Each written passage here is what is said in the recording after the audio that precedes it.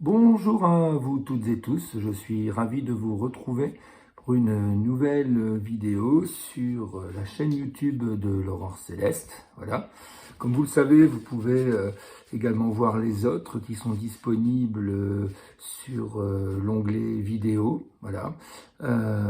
Et donc moi aujourd'hui, je continue à vous présenter des personnes, des personnalités défuntes, désincarnées, si vous préférez, ou, j'en parlerai probablement dans le temps, des contemporains encore actuellement présents parmi nous.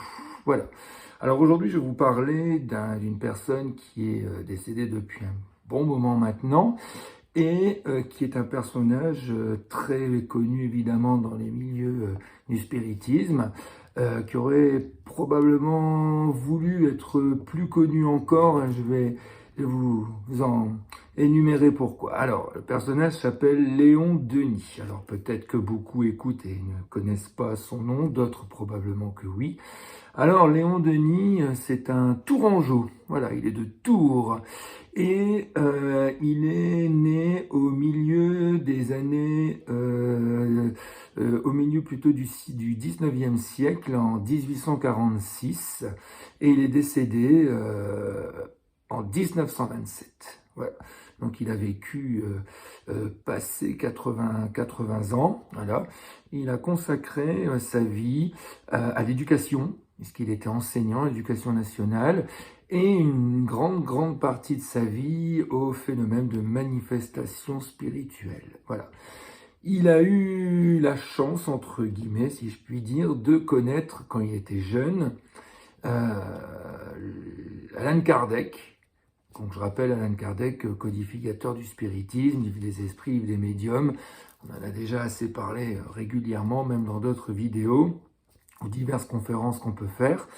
Et en fait, Léon Denis est un peu comme comment je dirais ça, le personnage dont j'en ai parlé dernièrement en vidéo, Pierre Gaëtan Les Maris. Si vous ne l'avez pas écouté, allez voir pour comprendre un peu le puzzle, si vous voulez.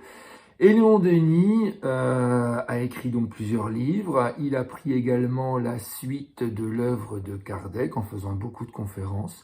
C'est un pionnier du spiritisme français, peu connu quand même, alors qu'en fait, il avait de grandes idées. Il aurait même probablement fait un très bon ministre de l'Éducation nationale, voilà, parce que il avait une façon de voir les choses, je dirais, éclairée, très éclairée.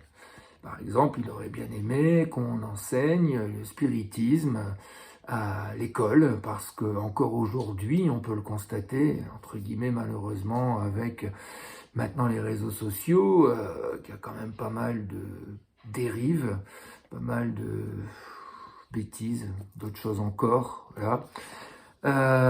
Et beaucoup une jeunesse qui est beaucoup perdue et qui se retrouve même parfois et très souvent à s'intéresser à tout ce qui peut être magie noire, etc. Léon Denis est un personnage lumineux qui donc très vite s'est intéressé au phénomène spirit en s'intéressant à l'époque, évidemment, on se remet dans le contexte, milieu 19e siècle, aux écrits de Kardec, qui avait déjà évidemment publié le livre des esprits, le livre des médiums. Ils se sont rencontrés quelques fois, pas beaucoup, puisque quand Léon Denis s'est intéressé à tout ça, il est donc né en 1846. Je rappelle qu'Allan Kardec est décédé en 1869, donc Léon Denis avait 23 ans. Et Léon Denis a rencontré vers sa vingtaine, 2 ou 3 fois, Allan Kardec. Voilà. Donc une passation de pouvoir, si je puis dire, avec évidemment les autres, comme Pierre Gaëtan Les Maris, ou d'autres personnages très influents du milieu spirit de l'époque, Gabriel Delanne, Camille Flammarion, entre autres. Voilà. Donc, il a continué l'œuvre tout en faisant son travail. Il a également servi la nation française, puisque je rappelle qu'en 1870, il y a eu une guerre, donc il a servi comme sous-lieutenant.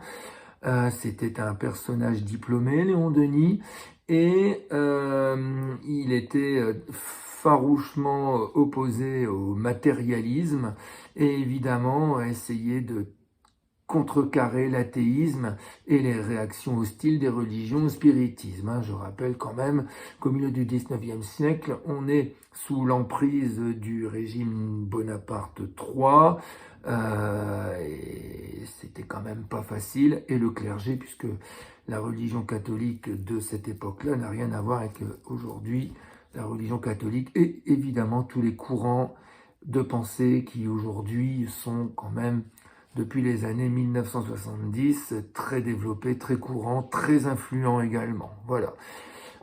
Est-ce que tout ceci est embêtant? Je vous en laisse juge.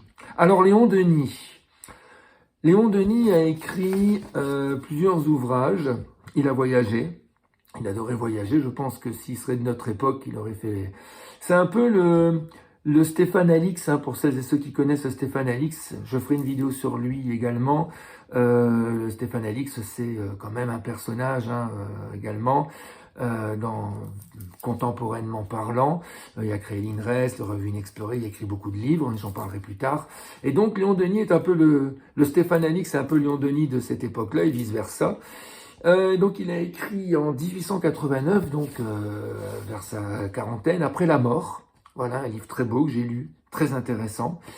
Il a écrit également L'au-delà et la survivance de l'être. Il a écrit Dans l'invisible, tout ça aux alentours de 1900. Il a également écrit un livre sur Jeanne d'Arc.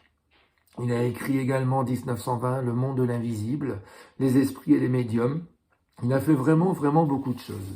Alors ces idées, elles étaient assez larges. Alors un peu comme Pierre Gaëtan Les Maris, d'abord c'était un membre de la franc-maçonnerie, parce que à cette époque-là, dans la franc-maçonnerie, tout ce qui est ésotérisme était quand même très en vogue, voilà.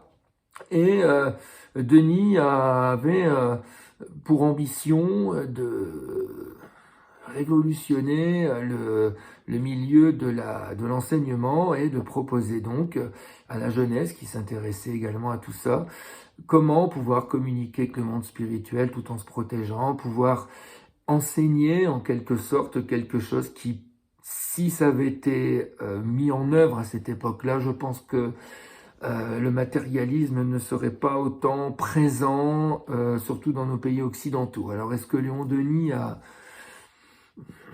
aurait pu être un guide, aurait pu être quelqu'un de encore bien plus que ça connu? Moi je pense que oui, pour avoir étudié le personnage, ouais, je pense que oui. Alors aujourd'hui, si on veut se recueillir sur sa tombe, on peut toujours, c'est à Tours, il y a beaucoup de spirites qui vont, un peu comme la tombe d'Alan Kardec au cimetière du Père-Lachaise, voilà.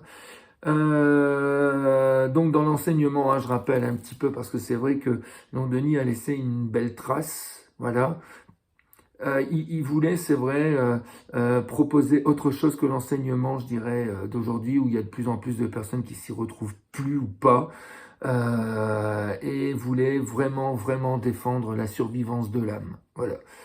Alors, survivance de l'âme, maintenant, c'est vrai qu'à notre époque, c'est encore compliqué. Voilà, on est déjà dans une bonne partie du 21e siècle. Voilà. Le matérialisme a quand même une grande, grande part de prise sur les gens, et pas évident, pas évident encore. Voilà. Alors, Léon Denis, c'est vrai que il aurait... voilà, il avait un côté humain, un côté très très puissant spirituellement parlant. Je crois qu'il influe encore les milieux spirites de par sa présence, par ses égrégores, voilà. Moi, c'est un personnage que j'aime beaucoup, que je respecte beaucoup pour son œuvre. Donc je vous invite, voilà, c'est une vidéo courte, donc je vous invite à aller, j'espère que la petite vidéo que j'ai fait là, ça va vous donner envie d'aller découvrir un peu plus Léon Denis, voilà. Pas compliqué, vous tapez avec les réseaux aujourd'hui, Internet, pour avoir beaucoup d'informations, puis ses livres également. C'est un personnage qui mérite vraiment qu'on s'attarde et qu'on s'intéresse à lui. Voilà. J'espère que ça vous a plu. Je vous dis à bientôt pour de nouvelles vidéos, toujours sur l'Aurore Céleste.